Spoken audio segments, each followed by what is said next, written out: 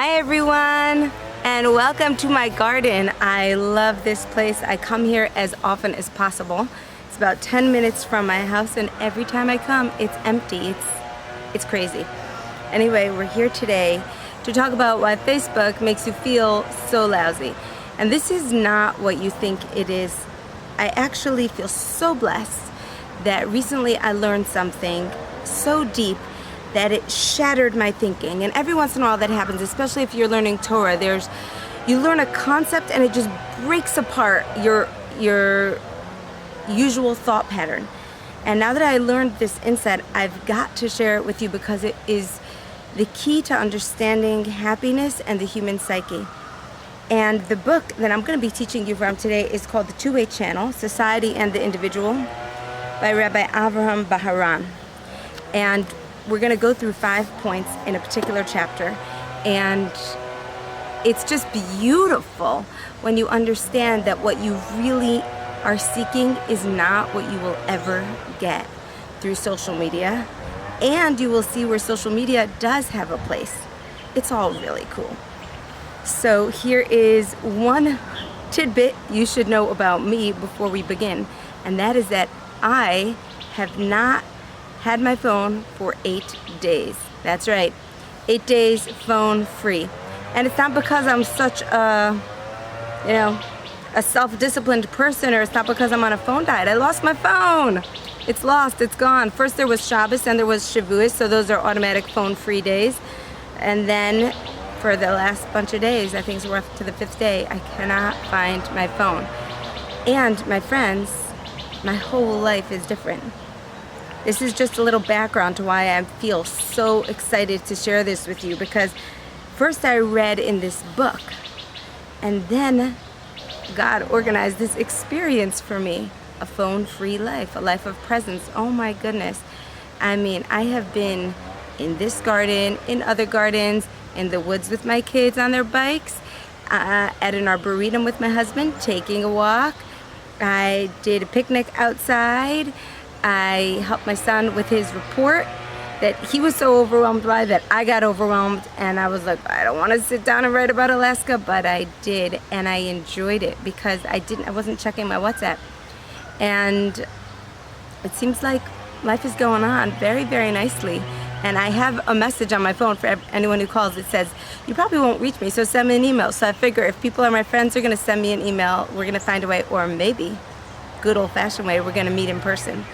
So it's a whole new life, and part of me just wants to make a video about that, but no, I don't, because this insight is even more powerful than that. So stay with me, and let's find out why social media doesn't cut it, and how to cut it, how to really get what you want in life. All right, so weirdly, we're talking about prayer. That's where this chapter opens up. It opens up by saying that prayer equalizes men, and it also makes them unique. Because in prayer, we are each attached to God, and this accords us a private and genuine sense of identity that's not dependent on outside factors. In prayer, I can fully express my desires, and that's okay. Whatever I want, whoever I am, it's okay. And as I say, God, I want to do what you want. That's what I really want. Like, show me the way. I release myself from society. I release myself from what other people think and from what other people want. I align myself with His will, so I become a stronger, more independent person.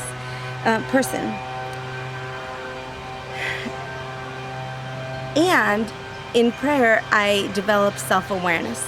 So these are the benefits of prayer. This is how prayer works. And now it gets really interesting. And I'm sorry about this background noise interrupting my garden. Someone's cutting down a tree or something? They shouldn't do that. This is really nice. What are they doing? Okay, I don't know. All right, we're gonna stay right here. Stay with me. Okay, point 2 is called the inner recesses of the human soul. I'm gonna read to you, so stay with me, because I like this language. It's a little heavy, but it's amazing. Yet sometimes man obscures his essence. Sometimes he finds it difficult to uncover his true self. Why is this so? So in prayer, like, You're supposed to share your whole self with God, and then it's like hard to even know, who am I? Listen to this. There is a secret hidden corner in the human soul where man's entire essence, his self, his psyche, his inner being, his soul resides. Strangers can never fully penetrate that core. That's the sentence, that's the line. No matter how hard they try to reach it. And even if they uncover the deepest layers of his soul, the core will always remain beyond their grasp. This is because the hidden kernel is one's true self. Not only that, but to some extent, this kernel is impenetrable even to one's own self. Although man constantly strives to divulge his essence and to share his innermost feelings with others, he never fully succeeds, because every revelation of his deepest thoughts and sentiments distorts and blocks his essence. Okay, so this is a foundational concept in spirituality and in Judaism, that there is something that is transcendent within us. And we try to put it into words, and we try to make ourselves known. But the minute that you put it into words, it's not transcendent anymore. It's finite. So we try to make ourselves known, and we want strangers to know us and who we are to be revealed in the world, but it can't be. The minute we reveal it, we obscure it. So just hold that in your mind and think of the blogging world and of the, oh my gosh, of the whole social media world trying to be known. And yet, we can't be known. So there's a loneliness. Oh, and now we get to number 3. Point 3. Self-awareness uproots loneliness.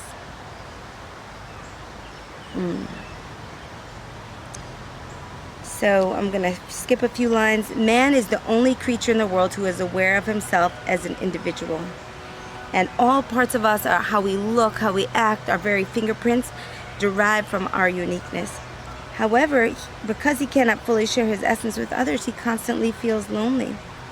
And the keener his sense of uniqueness of himself as an individual, the greater the sense. So what do? We have to resort to strategies, most of which deepen our longing for companionship. This is very strong language. Listen up. Oh, it's really harsh, guys.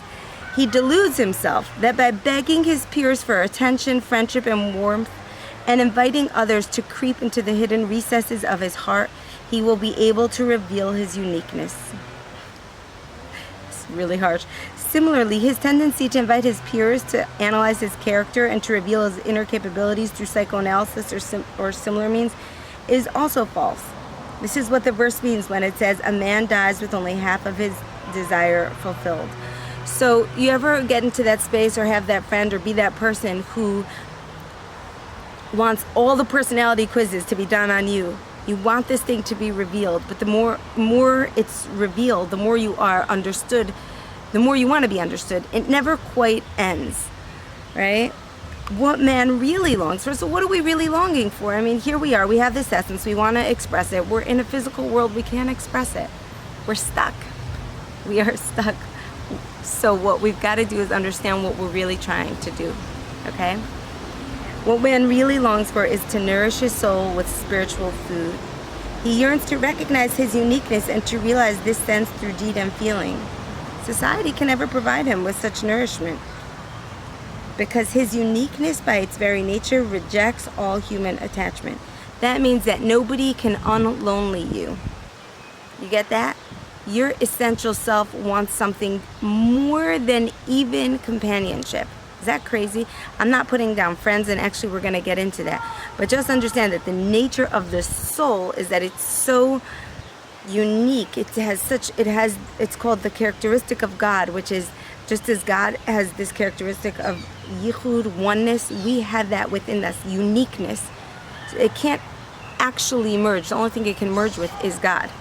We're each a piece of God. So like man is on a lonely journey, woman's on a lonely journey. And what we need is soul food.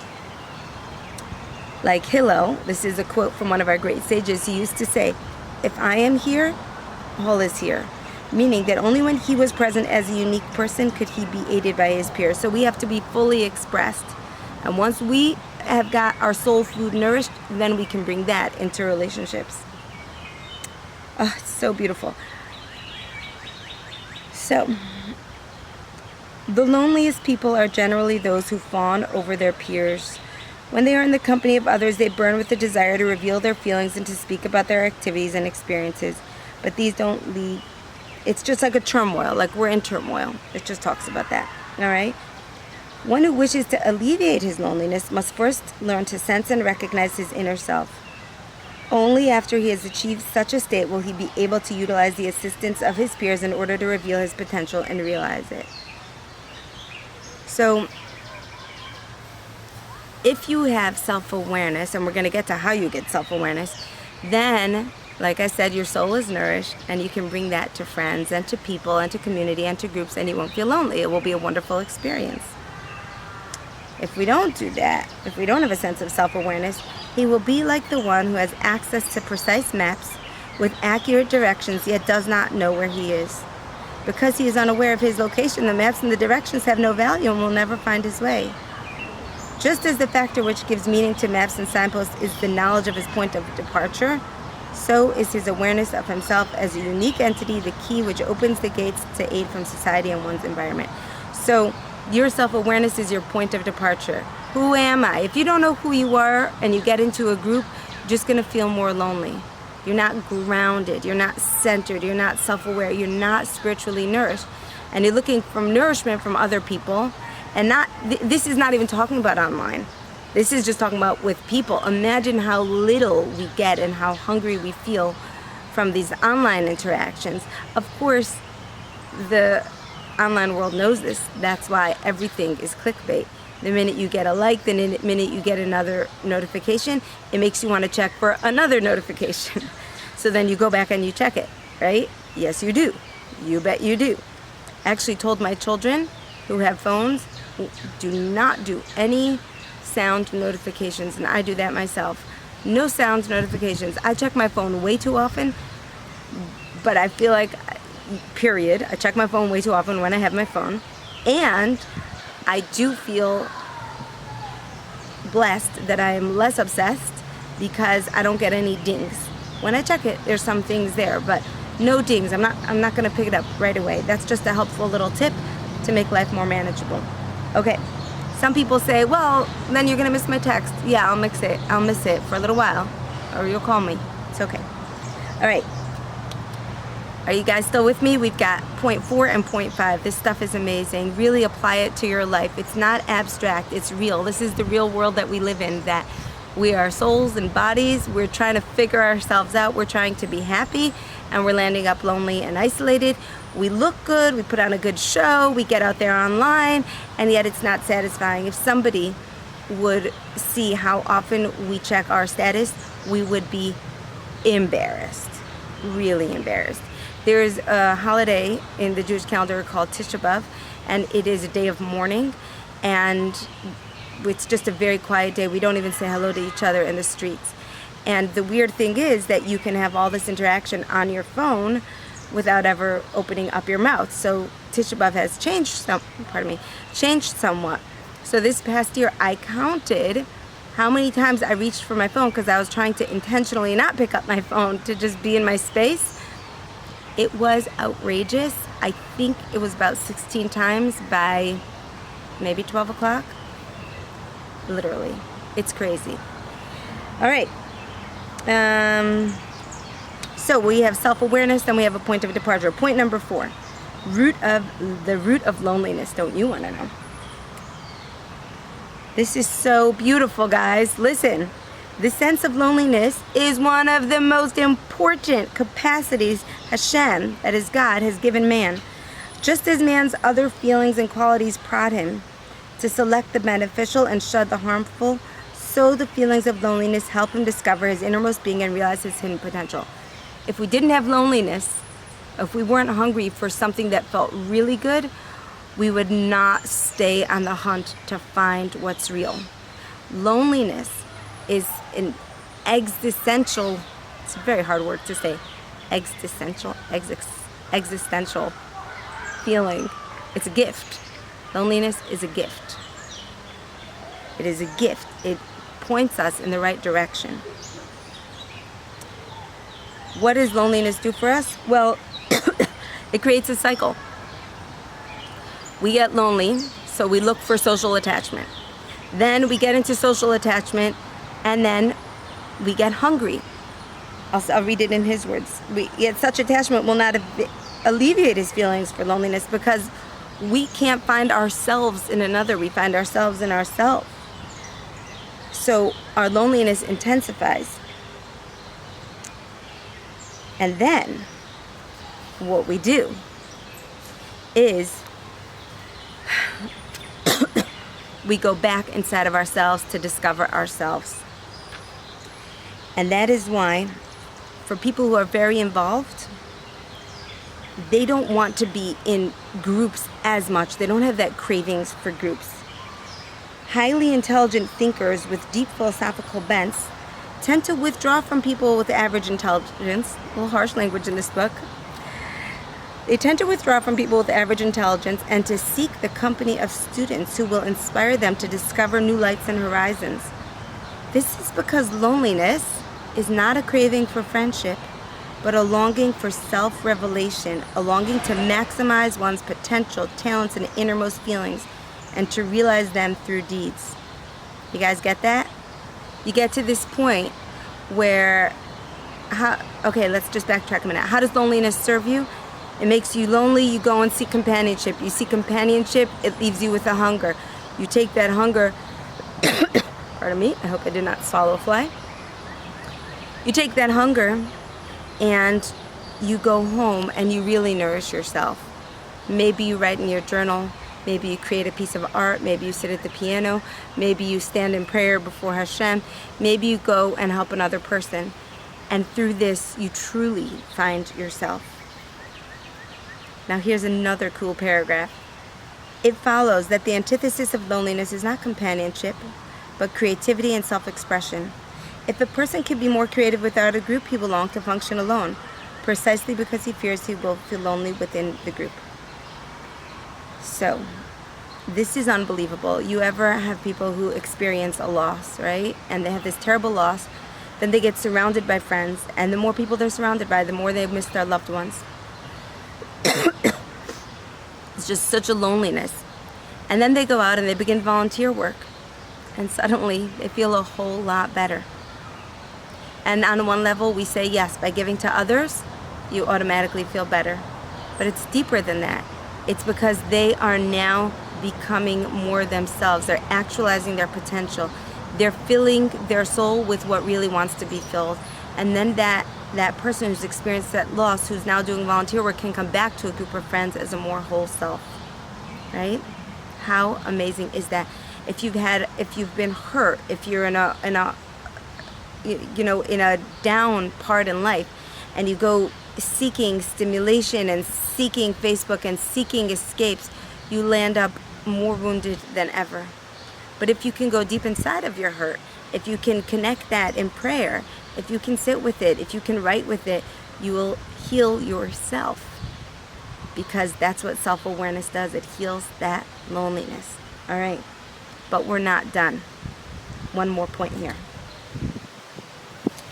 It's really two more points that he has as one point. So how does this connect to prayer? Point 5 is prayer removes feelings of loneliness. Pardon me. Prayer is the most effective way of uprooting loneliness and desolation. Through prayer, one can detach himself from his surroundings and unite with his Maker, and his innermost lights are kindled and revealed. Prayer enables man to sense his inner essence in all its glory and strength. It weakens his reliance on others so that he no longer feels the need to depend on them in order to nourish his longing for self-awareness. Through prayer, man becomes great. And not only great, but liberated. Liberated from being dependent on people. We want to be interdependent with society, not dependent. The free person is one who expresses his essence and uniqueness by the force of his own capacities. The slave is one who has no independent vitality, but is subservient to his surroundings. When we need all those likes, we're subservient. Now comes the last part, and this is important, because without this whole thing doesn't make sense. It misses a lot of pieces. Sometimes one feels loneliness precisely when he is in a group. Nevertheless, and here's the important point, man's individuality finds ultimate expression within a public framework. Okay? And then there's a little paragraph about that. So it's this understanding of the human psyche and how it works. That on one hand, it's only by delving into our innermost being through prayer, through creativity, through good deeds, through that our essence is revealed and we stand strong and centered and we like ourselves and we enjoy our own company. And yet, pardon me, man's essence can only truly be revealed. How can it be maximized? By bringing that back into a public arena, by giving it back to society. Isn't that wonderful? So let's bring this back. We're going to review real quickly, and then we're going to bring it back to social media. So, oh my gosh, this cough, just a minute. Prayer is the most self-actualized place to be. It's a place where you are independent of anything society wants from you, and your uniqueness is completely honored and celebrated in your relationship with God. I hope to do another video called How to Pray or How to Do Hisbodedus, because there is a particular method of prayer that this is talking about. It's talking about direct connection with God. Really, really connecting. And some of us find that hard to do. So there's going to be another video about that. But let's just say that when you're in communion with God, you are independent from other people. And you say, God, I want to do your will. Show me your way. That's unbelievable. Then he goes on to say, pardon me. It's so weird. And he goes on to say that we have this longing to be known, and we invite other people into our spaces and into our thoughts because we long to be known, but ultimately we find that frustrating and even more lonely. Why? Because our innermost essence cannot be revealed, not even to ourselves. The minute it is concretized into thoughts and speech, it's already one step away from the transcendent. So we're in this constant state of hunger and loneliness. And then it says this loneliness is a gift because it leads us back to ourselves. We go out with this loneliness to seek people. We find that that is not satisfying enough. We come home to ourselves. And when we want to alleviate this loneliness, how do we do it? By having self-awareness, creativity, self-expression. And what is the deepest self-expression? Is in prayer, in communion with God. The more you sit here in this independent space, that you don't need anyone or anything. It's just you and God, and He does know your innermost essence. That's the one that's connecting with Him, even though you're using words and even though you're using thoughts. There you are being built and grounded and centered. You're becoming you. And then what do you do with that you? You bring it back into the public, and you need to. And so when you write on Facebook from a place of, I need the world to remember me, I need people to know me, I need to share this, and that's gonna leave you very lacking if the centered part is not in place. Okay? And how do we do that? Through prayer. We're gonna have another video, how to pray or how to do Hisbodedus. But this concept right here is so valuable because it points us in the direction of connection. And isn't that what we really want? We really want to not be lonely. So the direction of connection is first go inwards, then take that light and offer it to the public. Instead of taking the public and inviting them into who you are. And when I first read this, I felt like, oh my gosh, I'm guilty of that quite often. I feel, I don't want to say guilty, it's such a not nice word. I do that. I felt in myself, yes, I could very much relate to the feeling of come creep into my thoughts because I want to be known. And I also know the times where it's simply the opposite, where it's simply that I have a gift inside of me that I want to share with you. It's such a different place to be coming from. And then I lost my phone, which showed me that Hashem thought I was ready for this work. So I'm excited to share it with you. And I would really love to know what you got out of this video.